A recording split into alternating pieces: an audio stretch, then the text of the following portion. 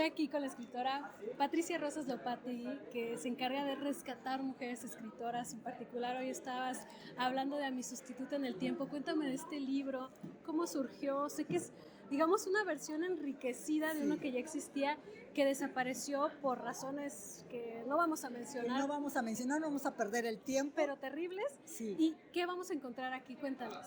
Bueno, en este libro vamos a encontrar, a diferencia de la primera edición, de la del 2016, de Cristales de Tiempo, esta es una edición realmente diferente, porque no solamente está todo el corpus, desde luego, de la poesía de Elena Garro, también tenemos un poema que en la edición del 2016 no aparece, que es la de La joven sentada. La joven sentada es un poema en donde Elena Garro registró, además de muchos otros más, cómo fue su vida de recién casada con Octavio Paz, en la casa de su suegra, La joven sentada. Y Elenita Paz me dijo, ese poema, Patricia, en ese poema mi mamá mostró cómo se quedó después de casarse con mi papá. Se quedó sentada, como Isabel en Los recuerdos del porvenir, ¿no? En donde ya no pudo continuar con todos sus proyectos artísticos e intelectuales. Entonces me pareció muy interesante esa comparación que hizo con la Isabel de Los recuerdos del porvenir. Siempre muy sensible hacia las letras de su madre. La siempre. Perfectamente bien. Sí, total. Haces un trabajo extraordinario porque compilas tú nada más la poesía, haces investigación, en qué momento se escribió, encontramos fotografías, encontramos cartas bellísimas, con un lenguaje poético exquisito. ¿Por qué? Porque siempre me gusta preguntarte esto, pero a Elena la encontraste y nunca la soltaste, ¿por qué? A Elena la encontré y nunca la solté, ni ella me soltó a mí. Creo que ahí hubo como un pacto sin decir palabras, ¿no? Sin decirlo de manera directa, concreta. Porque Elena Garro, desde que la leí la primera vez, al acercarme a Los recuerdos del porvenir, pues descubrí a una autora muy combativa, ¿no? Muy combativa, no solamente en defensa de los desamparados, de los campesinos, en una lucha constante en pro de la justicia social, que en México hasta hoy en día sigue siendo una lucha. Seguiría luchando en este momento, seguiría y batallando igual. Totalmente. O sea, nada ha cambiado en México. Creo que se han empeorado muchas situaciones, ¿no?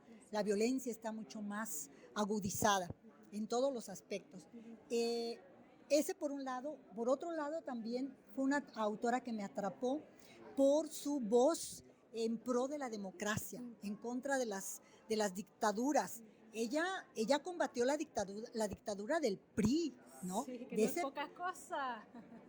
O sea, es lo más grande a lo que pudo haberse enfrentado. Imagínate, Andrea, y ella sola, sin ningún partido político, sin andar abanderando nada, ella se lanzó en contra de esa autocracia.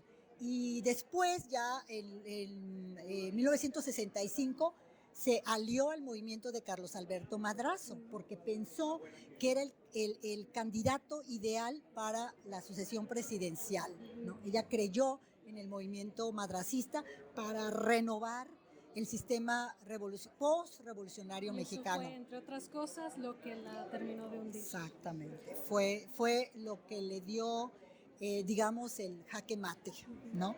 Porque el PRI, pues, en los años 60 era un partido muy poderoso. Era Dios. Y no había libertad de prensa, libertad de expresión, todo estaba controlado por el gobierno. Así es que, bueno, entonces todos esos aspectos de Elena que me atraparon. Por otro lado, su lucha a favor de la condición femenina, desmantelar o ventilar la violencia en contra de las mujeres, no solo la violencia física, la violencia emocional también, psicológica. De esas cosas no se habla, si hoy no se habla tampoco, exacto. En ese momento era tabú, era algo de lo que no se debe de hablar, ¿no? Estaba normalizada la violencia. Si hoy en día, como tú dices, está normalizada la violencia en contra de la mujer, en aquella época todavía 10,000 veces peor, ¿no? Es decir, era normal, si tu esposo te golpea, bueno, no pasa nada, es tu esposo, ¿no? Tú estás destinada a soportar esos golpes, a seguir adelante en tu matrimonio, a criar a tus hijos y mirar hacia otro lado. No pasa nada. Exacto. Ahora, la violencia verbal que destruye tu autoestima. Tiene un poema que se titula Me acuso. Ese poema, Me acuso, es todo una cátedra sobre cómo las mujeres debemos de liberarnos de los preceptos cristiano-católicos, de sentirnos culpables, de perseguir al enemigo que nos hace daño, de no levantar el puente para que el enemigo huya. Como hablaba de la revictimización antes de que siquiera habláramos de esa palabra. Así es, exactamente. Y los últimos versos donde ella dice, las mujeres tenemos derecho, ¿no? No somos víctimas, tenemos derecho a amarnos a nosotras mismas y defender nuestra integridad, no permitir que nadie nos violente. Y si alguien nos violenta, tenemos derecho a tener sed de venganza. A defendernos. Basta de, como decía Antonieta Rivas Mercado, ¿no? Basta de ese cloroformo que nos ha puesto la sociedad patriarcal para hacernos creer que nuestro destino como mujeres es ser buenas, pasivas, aguantarnos. Como conciliar, hacer que todo esté bien. Exacto, exactamente. Basta, decía Antonieta, ¿no? Es un cloroformo, nos tienen adormiladas. Y Elena, pues, obviamente se rebela contra todo eso. Cuando lo hiciste, ¿pensaste en que querías mostrar precisamente esa Elena? Porque es que hay muchas cosas en torno a Elena, hay personajes creados de todo tipo, pero aquí vemos a una Elena humana, a la Elena mamá que se preocupa por la hija, la que le cuenta cuentos en sus cartas. Sí. ¿Tú lo hiciste con esa intención o fue saliendo porque así es? No. Hay un propósito deliberado definitivamente. Es decir, tú sabes que como académica estoy constantemente hurgando en los archivos, en los documentos, Pero impresionante, ¿eh? Sí. No sé en qué momento. Un trabajo detectivesco, Andrea, muy detectivesco. Seguir indagando, encontrando claves, guiños que Elena Garro nos hace en sus poemas, sobre en qué contexto escribió estos poemas, cuál era su circunstancia de vida. Entonces yo de pronto me di cuenta que había un diálogo entre esta Elena que tú dices, esta Elena intimista, estos poemas son muy intimistas. Elena escribe desde la experiencia, desde la entraña. Abre su alma, es impresionante. Abre su alma, que no cualquiera, y sobre todo las mujeres, se atreven a ventilar aspectos tan, pues por un lado dolorosos y por otro aberrantes, que vergonzosos, ¿no?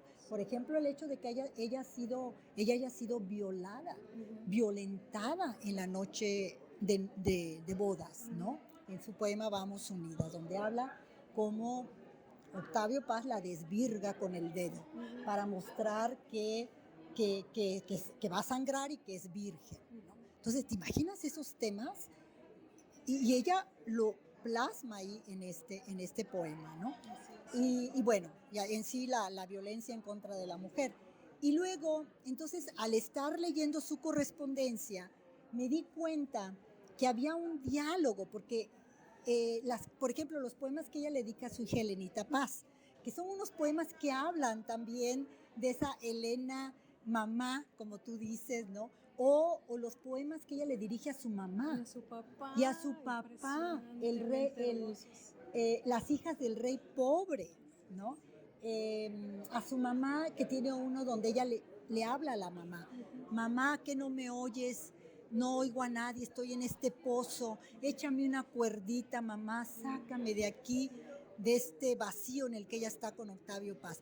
Entonces, yo vi que había un diálogo entre las cartas, entre Elena, la escritora de cartas, y los poemas. Esa carta maravillosa que le escribe a su papá, a su viejito que ella amaba, es ese rey, ¿no? Que tenía a sus hijas y que las amaba y que les abrió el mundo de la imaginación. Y la mamá igual, ¿no? Es decir, es esa Elena, la Elena rodeada de su familia, que es la Elena de un hogar sólido, ¿no? Rodeada de su familia en sus poemas y en sus cartas. Entonces vemos ese diálogo, ¿no? Ese continuum. Hermoso. Pero fíjate Sí. que estaba pensando, cuando pide ayuda, no se la pide al papá, se la pide a la mamá. O sea, también a la mamá le dice como, escúchame, haz algo, actívate, ¿no? Así es. Eso no Sí. lo había notado hasta ahorita que lo dijiste. Exacto. ¿Todavía te pasa, como última pregunta para sí. ¿todavía te pasa que de repente un día a las 3 de la mañana conectas una idea y dices, claro, sí, por supuesto, eso? Claro que sí, Andrea, todo el tiempo. De hecho, hay muchas conexiones que me han surgido después, a veces a raíz de las preguntas de los entrevistadores, de las entrevistadoras, que digo, ay, chin, ¿cómo no vi esto? Ahí está, híjole, ya se publicó el libro, ya no lo puedo incluir, pero lo anoto y digo, para el próximo libro, en la siguiente edición, exacta. ¿Por qué crees que siempre estoy haciendo ediciones reactualizadas, no? Me encanta, muchas gracias. Gracias, Andrea. Qué hermosa.